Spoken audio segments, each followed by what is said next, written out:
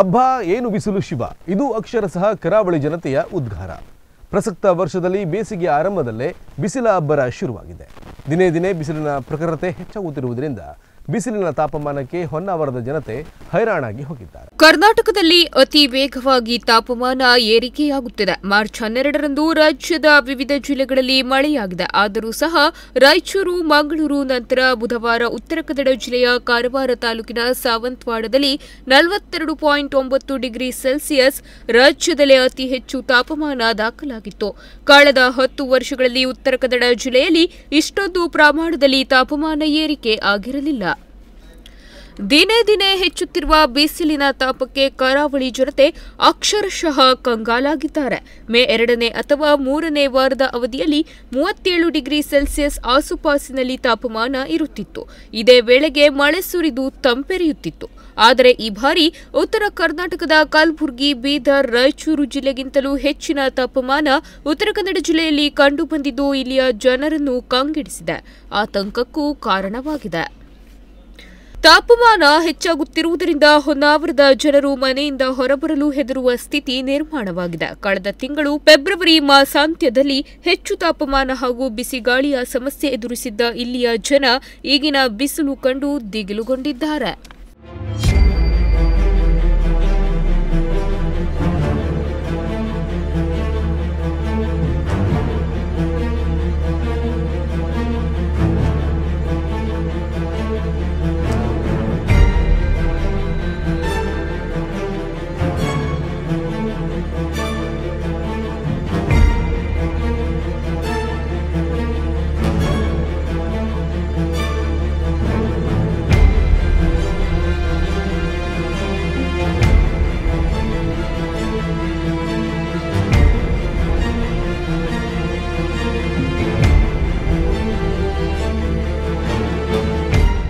ತಾಪಮಾನದಿಂದಾಗಿ ಜನರ ತಲೆಯ ಜೊತೆಗೆ ಜೇಬು ಕೂಡ ಸುಡುತ್ತಿದೆ. ರಣ ಬಿಸಿಲಿನಿಂದ ತಪ್ಪಿಸಿಕೊಳ್ಳಲು ಜನರು ಹರಸಾಹಸ ಪಡುತ್ತಿದ್ದಾರೆ. ಬೆಳಗ್ಗೆಯಿಂದಲೇ ಸೂರ್ಯನ ತಾಪ ಶುರುವಾಗುತ್ತಿರುವುದರಿಂದ ಜನ ಮನೆಯಿಂದ ಹೊರಗಡೆ ಬರುವಷ್ಟರಲ್ಲಿ ಸುಡು ಬಿಸಿಲಿಗೆ ಬಳಲಿ ಬೆಂಡಾಗುತ್ತಿದ್ದಾರೆ. ಮಧ್ಯಾಹ್ನದ ರಣ ಬಿಸಿಲು ಜನರಿಗೆ ಕಾಟ ಕೊಡುತ್ತಿದೆ. ಸೂರ್ಯನ ಬಿಸಿಯಿಂದ ತಪ್ಪಿಸಿಕೊಳ್ಳಲು ಜನರು ನೆರಳನ್ನು ಹುಡುಕುತ್ತಿದ್ದು ಹೆಲ್ಮೆಟ್, ತಂಪು ಪಾನೀಯ ಕುಡಿಯುವುದು, ಕ್ಯಾಪ್, ಕರ್ಚೀಫ್ ಧರಿಸಿ ಓಡಾಡುತ್ತಿದ್ದಾರೆ.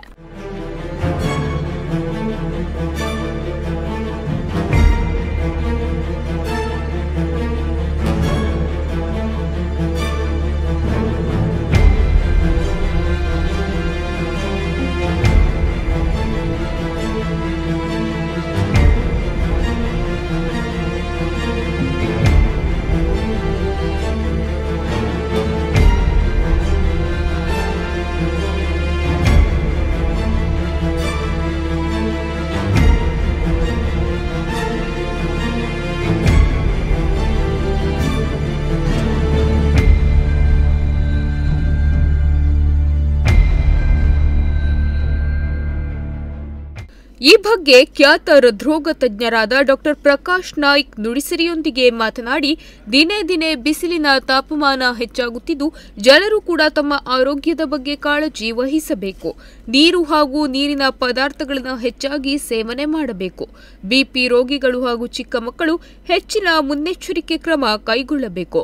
ಫ್ರಿಡ್ಜ್ನಲ್ಲಿಟ್ಟ ನೀರನ್ನು ಕುಡಿಯಬಾರದು ಹಾಗೂ ಫಾಸ್ಟ್ ಫುಡ್ಗಳನ್ನು ಕಡಿಮೆ ಮಾಡಬೇಕು. ಪ್ರತಿನಿತ್ಯ 4 ರಿಂದ 5 ಲೀಟರ್ ನೀರನ್ನು ಕುಡಿಯಬೇಕು ಎಂದು ಹೇಳಿದರು. ಈ ಬೇಸಿಗೆಗಾಲದಲ್ಲಿ ತಾಪಮಾನ ಹೆಚ್ಚುತ್ತಾ ಇದೆ. ದಿನ ಕಳೆದಂತೆ ಹೆಚ್ಚೆಚ್ಚು ಬಿಸಿಲು, ಹೆಚ್ಚೆಚ್ಚು ತಾಪಮಾನ ಆಗ್ತಾ ಇದೆ. ಹಾಗಾಗಿ ಪ್ರತಿನಿತ್ಯದ ಕೆಲಸದಲ್ಲಿ ಸ್ವಲ್ಪ ತೊಂದರೆಯನ್ನು ಅನುಭವಿಸ್ತಾ ಇದ್ದೇವೆ. ಇದನ್ನು ನಿಭಾಯಿಸೋದು ಹೇಗಂತಂದರೆ, ಮೊದಲನೇದಾಗಿ ಅತಿ ಹೆಚ್ಚು ನೀರನ್ನು ಕುಡಿಯಬೇಕು. ನಮಗೆ ಬಾಯಾರಿಕೆ ಆಗದೇ ಇರಲಿ, ಪದೇ ಪದೇ ನೀರನ್ನು ಕುಡಿತಾ ಇರಬೇಕು. ದಿನನಿತ್ಯ ನಾವು ಹೇಳೋ ಪ್ರಕಾರ 2 ಲೀಟ್ರ್ ನೀರು ಕುಡಿಲೇಬೇಕಾಗ್ತದೆ. ಎಲ್ಲ ದ್ರವ ಆಹಾರವನ್ನು ಸೇರಿಸಿ 2 ಲೀಟ್ರ್ ಕುಡಿಬೇಕಾಗ್ತದೆ. ಆದರೆ ಈಗಿನ ಈ ಬಿಸಿಲಿನ ಜಳಕ್ಕೆ 2 ಲೀಟ್ರ್ ನೀರು ಸಾಕಾಗಲಿಕ್ಕಿಲ್ಲ. ಅದರ 2 ಪಟ್ಟು ಇನ್ನೊಂದು ಎಕ್ಸ್ಟ್ರಾ 2 ಲೀಟ್ರ್ 4 ಲೀಟ್ರ್ ಆಗುವಷ್ಟು ದ್ರವ ಪದಾರ್ಥವನ್ನು ಸೇವಿಸಬೇಕು. ಹೆಚ್ಚೆಚ್ಚು ನೀರನ್ನು ಕುಡಿಬೇಕು. ಬಾಯಾರಿಕೆ ಆದಾಗ ಅಷ್ಟೇ ನೀರನ್ನು ಕುಡಿಯೋದಲ್ಲ. ಆಗಾಗ ಒಂದೇ ಸರಿ 1 ಲೀಟ್ರ್ ನೀರು ಕುಡಿದು ನಾನು ನೀರು ಕುಡಿದೆ ಅಂದರೆ ಸಾಧ್ಯ ಆಗಲಿಕ್ಕಿಲ್ಲ. ಪದೇ ಪದೇ ಆ ತಾಪಮಾನವನ್ನು ಸರಿದೂಗಿಸಲಿಕ್ಕೋಸ್ಕರವಾಗಿ ಪದೇ ಪದೇ ಸ್ವಲ್ಪ ನೀರನ್ನು ಕುಡಿಯಬೇಕು. ಪ್ರತಿನಿತ್ಯ ಒಂದು 4 ಲೀಟರ್ ಆಗುವಷ್ಟು ದ್ರವ ಪದಾರ್ಥವನ್ನು ಸೇವಿಸಬೇಕು. ಹಾಗೆ ಅತಿಯಾದ ಸಿಹಿ ವಸ್ತು, ಅತಿಯಾದ ಉಪ್ಪಿನ ವಸ್ತು, ಅತಿಯಾದ ಸ್ಪೈಸಿ ಫುಡ್ ಇಂಥವನ್ನು ಸ್ವಲ್ಪ ಕಡಿಮೆ ಮಾಡಬೇಕು. ಇದನ್ನು ಕುಡಿದಾಗ ನಮಗೆ ಇನ್ನಷ್ಟು ಬಾಯಾರಿಕೆ ಆಗ್ತದೆ. ಫ್ರಿಜ್ಜಲ್ಲಿಟ್ಟಿನ ನೀರನ್ನು ಯಾವತ್ತೂ ಕುಡಿಬಾರ್ದು ಈ ಬಿಸಿಲಿನ ವೇಳೆಯಲ್ಲಿ. ಫ್ರಿಜ್ ನೀರು, ಐಸ್ ನೀರು ಅಥವಾ ಕಾರ್ಬೋನೇಟೆಡ್ ವಾಟರನ್ನು ಕುಡಿದಾಗ ಇನ್ನಷ್ಟು ಬಾಯಾರಿಕೆ ಆಗ್ತದೆ, ಡಿಹೈಡ್ರೇಷನ್ ಜಾಸ್ತಿ ಆಗ್ತದೆ. ಹಾಗಾಗಿ ಅದನ್ನು ಅವಾಯ್ಡ್ ಮಾಡಬೇಕು. ಮತ್ತು ಹೆಚ್ಚೆಚ್ಚು ಹಣ್ಣುಗಳನ್ನು ತಿನ್ನಬೇಕು. ನೀರುಯುಕ್ತ ಹಣ್ಣುಗಳು, ಕಲ್ಲಂಗಡಿ ಹಣ್ಣು ಇಂಥ ಹಣ್ಣುಗಳನ್ನು ಜಾಸ್ತಿ ಉಪಯೋಗಿಸೋದ್ರಿಂದ ದೇಹದಲ್ಲಿ ನೀರಿನ ಪ್ರಮಾಣವನ್ನು ಜಾಸ್ತಿ ಮಾಡ್ಕೊಳ್ಬೋದು. ಆಮೇಲೆ ನಾವು ತೊಡುವಂಥ ಬಟ್ಟೆ ಕಾಟನ್ ಬಟ್ಟೆ ಆದರೆ ಉತ್ತಮ. ಹಾಗೆ ಸ್ವಲ್ಪ ಲೂಸ್ ಬಟ್ಟೆಗಳನ್ನು ಉಪಯೋಗಿಸಬೇಕು, ಗಾಳಿ ಆಡುವಂಥ ಬಟ್ಟೆಗಳನ್ನು ಉಪಯೋಗಿಸಬೇಕು. ಟೈಟ್ ಬಟ್ಟೆಗಳನ್ನು ಉಪಯೋಗಿಸಿದಾಗ ಸೆಕೆ ಮತ್ತು ದೇಹದ ಉಷ್ಣತೆ ಜಾಸ್ತಿ ಆಗುವಂಥದ್ದು ಆಗ್ತದೆ. ಮತ್ತು ಜೊತೆಗೆ ಬಿಸಿಲಿನ ತಾಪ ತಾಳಲಾರದೆ ಜನತೆ ತಂಪು ಪಾನೀಯಗಳ ಮೊರೆ ಹೋಗುತ್ತಿದ್ದು ಅವುಗಳ ಬೆಲೆಯೂ ಕೂಡ ಗಗನಕ್ಕೇರಿದೆ.